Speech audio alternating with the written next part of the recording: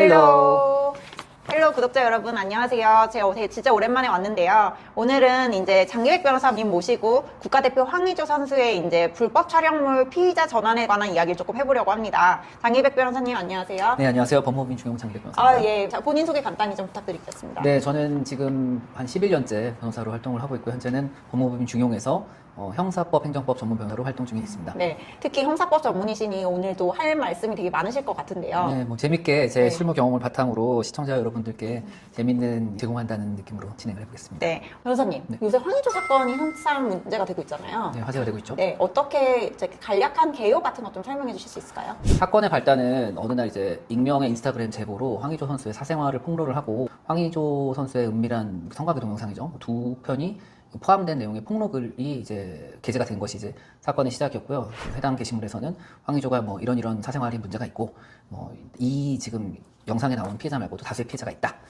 아주 나쁜 사람이다. 이렇게 황의조 선수를 이렇게 비난하는 그런 취지의 게시물이 올랐습니다. 바로 즉각적으로 황의조 선수는 사실 무근이고 이 지금 동영상은 아무래도 유출이 된 것 같다. 그래서 고발자를 갖다가 고소를 하겠다 이렇게 말씀을 하고 실제로 고소를 진행을 했죠. 고소인으로서는 황의조 선수만 고소를 한 게 아니라 해당 영상에 같이 찍혔던 여자분들 두 분도 아마 같이 고소를 했던 것으로 보입니다. 그런데 이제 수사가 개시가 돼가지고 폭로자를 찾았는데 그때까지만 해도 그 폭로자와 황의조 선수의 관계가 어떤 관계인지는 알려지진 않았어요. 다만 영장실질 심사를 통해서 구속이 됐습니다. 구속 과정에서 여러 가지 사실이 드러났는데 황의조 선수가 이제 최초에 밝혔던 내가 핸드폰을 분실한 적이 있다. 그리스에서 분실했다고 네, 분실한 적이 있는데 그때 아마 유출된 것 같다라고 주장을 했는데 그게 이제 황의조 선수의 최측근이었던 그 황의조 선수의 매니지먼트를 담당하고 있던 형수가 지금 구속이 된 상태예요. 아마도 형수가 그 유출을 하고 협박을 하고 이렇게 진행했을 것이다라고 경찰은 보고 있고요. 그에 대해서 형수는 핸드폰이 해킹을 당한 것이다 현재까지는 주장을 하고 있는 상황입니다. 그러던 와중에 황의조 선수가 이제 협박을 받았죠. 당신이 돈을 주지 않으면은 이 동영상을 공개하겠다. 근데 그 동영상 자체에 대한 또 불법성이 이제 문제가 되기 시작한 거죠. 그래서 처음에 유포자를 같이 고소했던 여자친구 중에 한 명이 황의조 선수를 불법 촬영 혐의로 고소를 해서 경찰이 현재 황의조 선수를 피의 수사를 계속 중에 있는 겁니다. 황의조 선수는 동의하에 촬영한 것이다. 고소인은 동의가 없었다. 이렇게 주장을 하고 있는 상황인 거죠. 보통 이게 문제가 되는 게 성폭력법에 관한 문제가 되는 거잖아요. 그렇죠. 그 법에는 사실 반의사 불벌죄나 친고죄, 즉 어쨌든 피해자 의사에 반해서 고소를 제기하거나 아니면 고소가 있어야 공소를 제기할 수 있다라는 규정이 전혀 없는 친고죄도 아니고 반의사 불벌죄도 아닌 상황인 거잖아요. 그렇죠. 그러니까 만약에 이게 이제 동의 없이 그 촬영을 했다라는 게 인정이 되면 그 피해자의 의사와 상관없이는 무조건 기소가 되는 상황인 거죠. 그렇죠. 그럼 만약에 이제 변호사님 경험이 많으시겠지만 어떤 기준으로 이게 동의하에 촬영을 했느냐 아니면 그냥 단독으로 촬영했느냐 이렇게 판단을 할까요? 그러니까 촬영자는 동의하에 촬영한 것이다. 근데 이제 피촬영자는 나는 동의를 한 적이 없다. 라고 쌍방 주장이 엇갈리는 상황에서 수사기관이나 법원은 결국에 기본적으로는 그 동영상 자체를 보고 판단할 수밖에 없습니다.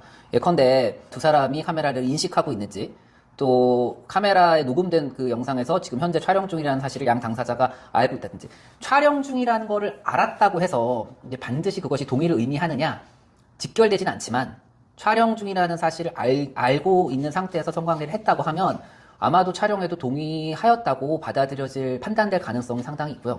반대로 카메라가 예컨대 이 카메라를 일부러 만약에 숨긴다고 생각을 해보면 뭔가 이제 물건 같은 걸로 가릴 수가 있잖아요. 근데 그렇게 되면은 촬영본에 실수로 사진 촬영할 때 손가락 나오는 것처럼 뭔가 좀 어두운 부분이 고정된 어두운 부분이 있다든지 그래서 고소인이 나는 전혀 카메라 존재를 몰랐다. 카메라를 아무래도 무슨 뭐 상자라든지 아니면 뭐 영화에서 많이 나오잖아요. 뭘 가려놓는다든지 이런 주장을 할 수가 있고 만약에 그런 정황이 보이게 되면은 동의하에 촬영한 것이 아니라고 볼 여지가 상당하죠. 다만 인식을 했는지 부분에 대해서는 약간 애매한 게 동영상에 나오는 피촬영자들이 전혀 카메라를 의식하지 않는다고 해서 반드시 그게 몰래 촬영된 거라고는 볼 수 없습니다. 왜냐면은 촬영에 대해서 사전에 동의가 있었다면 오히려 더 의식하지 않고 촬영이 이루어질 수도 있으니까요. 지금 이 사건도 사실은 촬영 후에 있었던 두 사람의 카카오톡 대화 내역을 지금 고소대리인께서 공개를 하면서 이것 봐라. 이런 대화 내용으로 봐서는 아무래도 몰래 촬영한 것이다 라고 주장을 하고 계신데 그것처럼 사후에 이런 일이 터졌을 때 사후 또는 사전에 나눴던 두 사람의 대화 같은 것들도 판단에 중요한 근거가 될 수 있습니다. 다만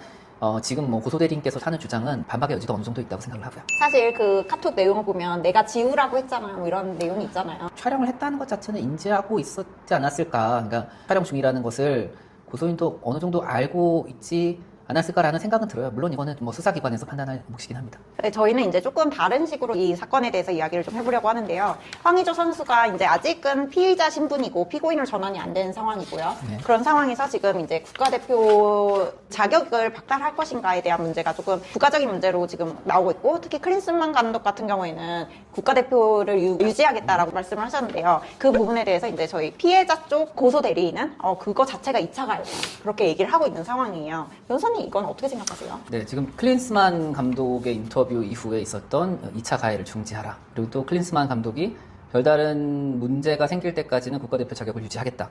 그리고 나서 국민들의 어떤 여론을 의식해서 대한축구협회가 긴급하게 회의를 열어서 황의조 선수를 국가대표에서 일단은 배제하겠다. 출전시키지 않겠다. 여기까지 이제 일사천리로 진행이 됐는데, 배제를 한다는 근거 규정이 있나요? 근거 규정으로 제시한 규정이 있긴 한데 그게 과연 진짜로 할 수 있는 근거 규정이냐? 결격 사유 규정은 사실 따로 있어요. 그리고 이 사건이 현재 결격 사유에 해당하지 않는 것은 맞습니다. 그래서 좀 무리가 있다고 개인적으로는 생각을 하고, 먼저 2차 가해 문제부터 한번 얘기를 해보면, 법률에 2차 가해를 규정한 법률이 있습니다. 지금 성폭법 24조에는 뭐라고 돼 있냐면, 2항에 보면 누구든지 피해자의 주소, 성명, 나이, 직업, 학교, 용모, 그 밖에 피해자를 특정하여 파악할 수 있는 인적사항이나 사진 등을 피해자의 동의를 받지 아니하고 신문 등 인쇄물에 싣거나 방송법 2조 1호에 따른 방송 또는 정보통신망을 통해서 공개해서는 아니 된다. 이런 규정이 있거든요. 그래서 사실 이 규정에 따르면은 2차 가해라고는 볼 수 없죠.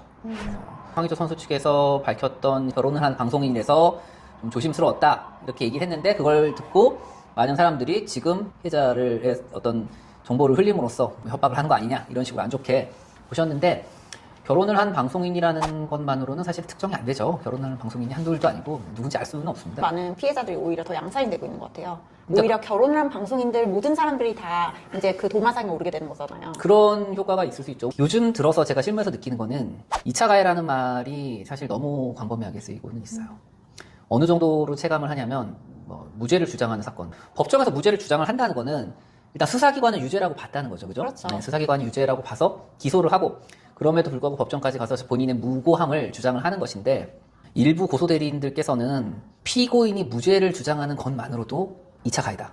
또는 피고인이 무죄를 주장하기 위해서, 예컨대 우리가 피해자를 부르게 되잖아요. 재판을 하게 되면은 피해자를 불러서 증인신문을 하게 되는데, 그 증인신문 자체가 2차 가해다. 뭐 이렇게 주장을 하시는 분들도 있고, 그렇게 폭넓게 2차 가해를 인정을 하게 되면 사실 모든 기소된 피고인들이 그 벌을 달게 받으라라는 말과 크게 다르지 않아서 무죄 주장 자체를 원천적으로 막는 그런 어떤 부작용이 있지 않나, 그렇게 생각하고 저는 있습니다. 변호사님 말에 좀 반박을 해보자면, 그 실제로 이제 여성 피해자 입장에서는 사실 자기 얼굴과 그런 뭐 몸이 이제 자기가 원치 않은데 이제 공개가 된 거잖아요. 그런 상황에서 그 상대방 남자가 그걸 불법으로 찍었을 수도 있는데, 버젓이 국가대표 활동을 한다는 것 자체가 국가대표를 유지할 수 있다라고 얘기를 하는 것 자체가 사실 부담이 될 수는 있다고 생각해요. 왜냐면 그 사람 공인이니까 계속 활동을 유지한다는 거는 사실 조금 무리가 있지 않을까, 이런 생각이 들거든요. 그래서 국가대표, 지금 대한축구협회가 규정을 두고 있죠. 축구 국가대표는 운영중 6조에는 성실 의무 및 품위 유지 의무를 규정을 하고 있습니다. 근데 이게 이제 이번에 실제로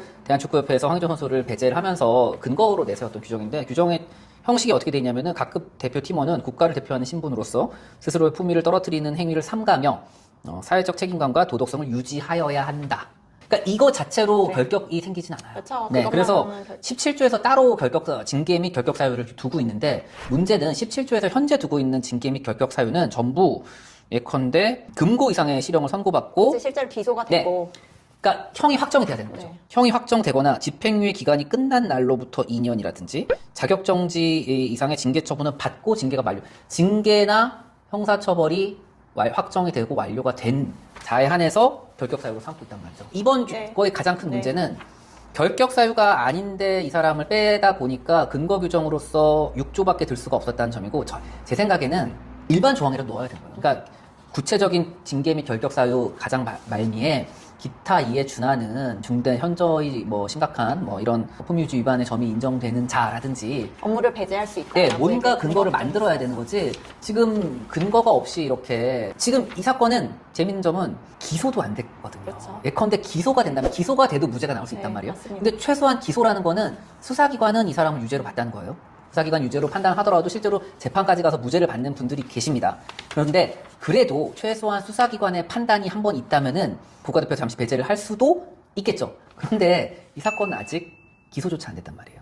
그러니까 이 사건은 고소 이후에 수사 중인 사건이거든요. 그럼 향후 어떤 선수가 고소를 당할 수 있어요. 여러 가지 혐의로, 그죠? 어떤 혐의로든 사기가 됐든 폭행이 됐든 고소를 당했다는 이유만으로 국가대표에서 배제하는 게 타당하냐. 예컨대 뭐 폭행이라고 한번 해보면 내가 저 사람한테 맞았다. 아니다, 난 때린 적 없다. 사실관계에 대해서 양자가 다툼이 있는 상황에서 그래도 어쨌든 너는 누구로부터 폭행죄로 고소를 당했고 아직 수사가 완료되진 않았지만 네가 폭행죄로 고소당함으로써 국가대표로서 지켜야 될 성실 의무나 품위 유지 의무를 저버렸으니까 너를 국가대표에서 빼겠다라고 하는 것은 사실 대단히 무리가 있지 않나. 그래서 저는 이번 이런 결정은 근거 규정보다는 조금 국민들의 정서에 기인한 그런 결정이 아니었냐라고 조심스럽게 생각을 하고 있습니다. 황의조 선수는 공인이었으니까 지금 국가대표에서 배제되는 등 그 불이익이 상당히 많다고 생각을 하고, 저는 그분이 저질렀던 죄값은 아직 어떻게 될지 결론이 나지 않은 상황에서 미리 사전적으로 그런 조치를 취했던 것 같아요, 제 생각에는요.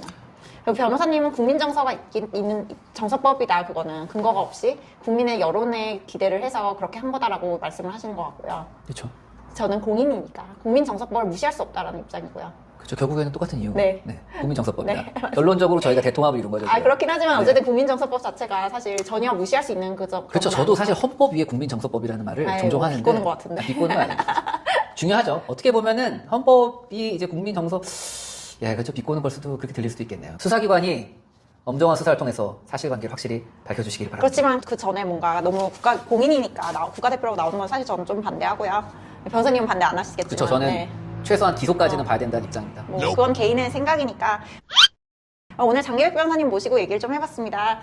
감사합니다. 제 영상이 도움이 되셨다면 구독, 좋아요 부탁드릴게요. 구독, 좋아요 부탁드리겠습니다. 감사합니다. 감사합니다.